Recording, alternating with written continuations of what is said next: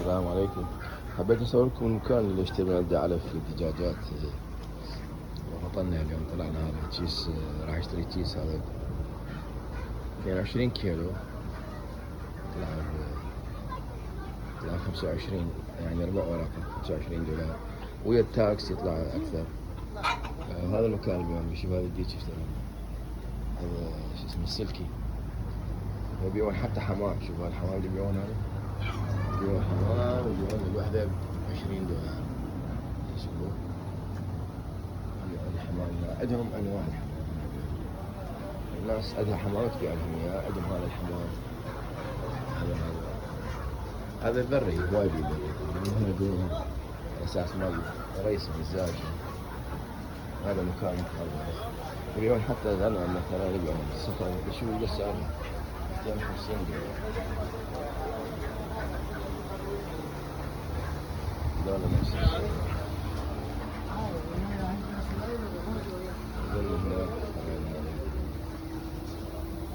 يبيعون طاووس اليوم. شو الطاووس؟ هذا الطاووس هذا الطاووس أيام. الطاووس الأبيض 300 دولار. الطاووس العادي 200 دولار.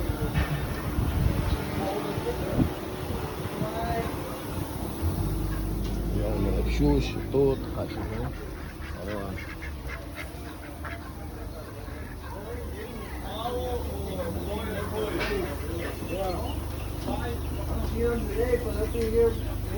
هذا علمود يوردون به المكان، يبردون به الحيوان، يدخلون ماي.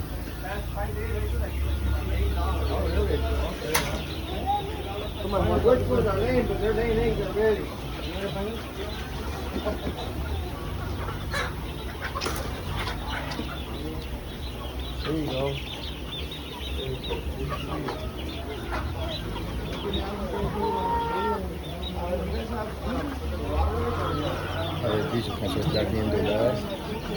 الدجاجة هنا 35 دولار. Right there, this right there can be to the left side.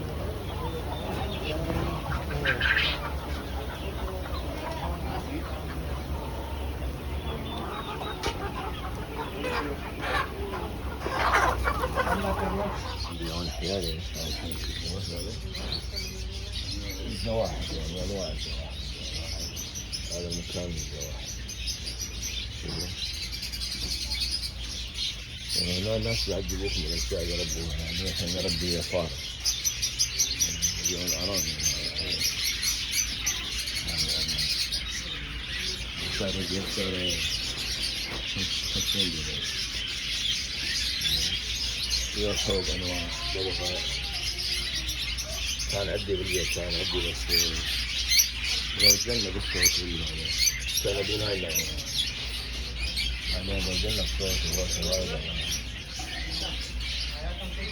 هذا الواحد 24 دولار. طبعا يحكي هذا كان بالنسبة 15 دولار. يبيعون كتاكيت.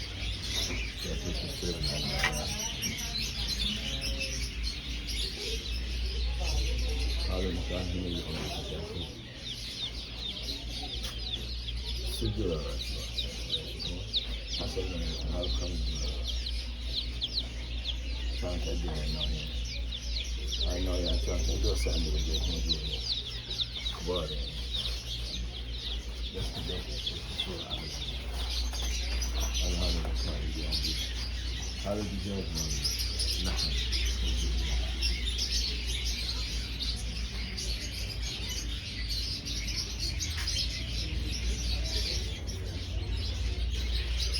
وهذا من هذا النوع. يبيعون الكناري. هذا الكناري شوفوا. فرنشي الواحد 30 دولار. أكو الكناري، وهذا الكناري 130 دولار. والكناري العادي اللون أصفر يعني 100 دولار.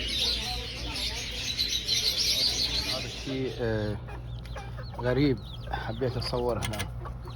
يعني الدجاجات من علف وعلف من هذا الممتاز. اليوم أنا مشتري كيس ب25 دولار، وفد يعني نوعيات من هذا الدجاج الممتاز. طبعا هاي دجاجتنا نفسها، ذولا اللي هنا اللي يعني كبرتهم شهرين وعافتهم، بعدين قلنا نوكلهم بيدنا كبروا.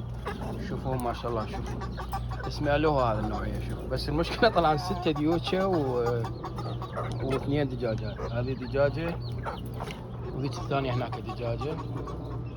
اللي مو هذا الأصفر، هذا ديتش. هذا ديتش نوعية يعني من النوعية اللي تسوي البياض الأخضر زين. وهذا نفس الشيء، هذا ديتش من النوعية اللي تسوي البياض الأزرق البلو. اثنيناتهم ذني يعني أزرق وأخضر. هاي النوعية الثانية لا، البيض مالتها يصير براون أملح زين. فشيء غريب هذا اشوفكم اياه حتى اوثقه، لان هذا الشيء معجبني. اذا تجيب لهم تمه طبعا ذني يتخبلن عليه.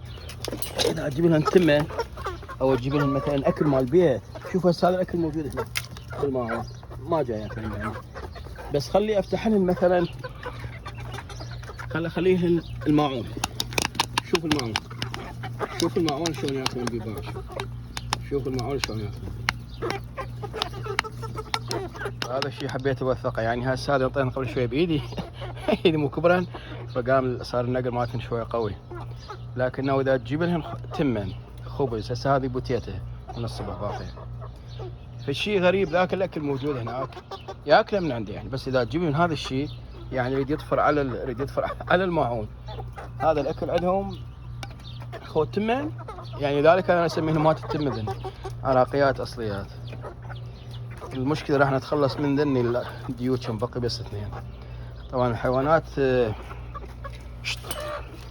انت تتعامل وياهن هواي فترة يصير لك بهن علاق. لذلك سبحان الله يحجون على الإسلام، يقولون هذا دين عنف وقسوة مع الحيوانات. قبل يومين كنت أشوف الأضحية، أنا أشوف السيد السيستاني الله يحفظه الأضحية، أنا أقل السيد الخوي. شفت السيد شروط الأضحية يعني أغلب المسلمين متفقين عليها. بعدين عنده فقرة جوا قال ويكره أن تذبح الشيء اللي تربيه بالبيت، يعني العجل الخروف. سبحان الله. شوف أنا طبعا قاريها قبل بغير مكان، بس ما صورتها حتى بالأضحية. الشيء اللي تربيه يقول ما تذبحه يعني. هذا زين يعني اللي يصير لك بيه علاقة. فهسه فعلا ذني انا اشوفهم ان الدجاج صار عندنا تقريبا 4 اشهر يعني. اشترينا ابيض وكبر وربيناهن. صارت لنا علاقه يعني. طبعا يعرفونك اذا اصيح لهم، اذا اصيح لهم صوتي يجي نقدر. حتى هذه شوفوها لما ذني الجدد اذا اصيح لهم تعاي تجي تعاي. شوفوا تجي عليك تعاي، تجي عليك لهنا يعني تعاي. شوف متردده لانه تخاف من الساعه. شمرت عليها ماي، رشت عليها ماي لان بعدها عني ما اقدر اشتغل. تعال تعرفك تفتح الباب تجي عليك تعرفك. وذولا نفس الشيء اذا قلت لهم تعال يجون يوقفون هنا على الشبك. شوفوا تعال كلهم يركضون يوقفون على الشبك لان تعلموا هذا الصوت ويا الاكل زين. فسبحان الله الاسلام يحكون عليه يقولون هذا الدين اللي ما يخليك تذبح الحيوان اللي تربيه. كراهه مكروه الذبح. شلون دين تسامح. بس المشكله اللي يحكمون به داعش وغير داعش والدول هاي المجرمه اللي حكمت العالم الاسلامي. شوفوا هذه ما شاء الله النخله. على ما نبي توقف هنا النخله. طلع لكم صوره هاي النخله المجدوله شلون التكبير ما شاء الله صار. حجم الثمره شلون صار. الاخلاط الشمري مالتها العفو شلون صارت. وبعد عندنا وقت كل شوي. بس هذه السنه جاي اسمد انا واسمد بوتاسيوم. اريد اسوي فيديو على تسميد البوتاسيوم يعني اشوفكم شلون الفرق. قبل يوم 5 انا منزل فيديو واليوم 18. اريد اشوفكم الفرق ايش صار ما شاء الله خلال هذه الفتره يعني 10 ايام صار يعني 12 يوم قول صار 12 يوم. شوف الفرق شنو صار. ان شاء الله اسوي فيديو واشوفكم. يا تحياتي.